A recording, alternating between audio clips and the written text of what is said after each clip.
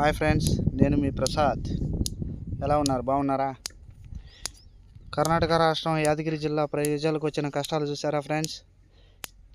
నీళ్లు డ్యాంలో 27 టీఎంసీలు ఉంటే వాటర్ ఇవ్వకుండా వాటర్ బంద్ చేసింది మన కాంగ్రెస్ గవర్నమెంట్ని నమ్ముకుని బస్ టికెట్లు ఫ్రీ చేసినారు. 2000 రూపాయలు ఆడవాళ్ళకి డబ్బులు వేసినారు అని టికెట్లు ఓట్లు గుద్దితే ఈరోజు చూసారా ఫ్రెండ్స్, రైతుల్ని పట్టించుకొని కనీసం వాటర్ వదలండి అని చెప్పడానికి గవర్నమెంట్ ముందుకు రాలా. రూలింగ్లో ఉన్న పార్టీ ఇట్లా చేస్తుంటే బీజేపీ నుండి పార్టీ ఓడిపోయినా కానీ ప్రజల కోసం దిగి వచ్చి ఒకరోజు మొత్తం ర్యాలీ చేసి ధర్నా చేసి రాజగౌడ్ గారు నీళ్ళు ఇప్పించడం జరుగుతుంది.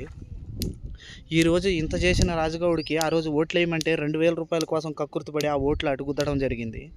చూడండి ఫ్రెండ్స్, ఇలాంటి పనులు చేస్తే ప్రజలు రాష్ట్రాలు ఏం బాగుపడతాయి friends? Share and subscribe and like friends. ఛానల్ని సబ్స్క్రైబ్ చేసి షేర్ చేయడం మర్చిపోవద్దు.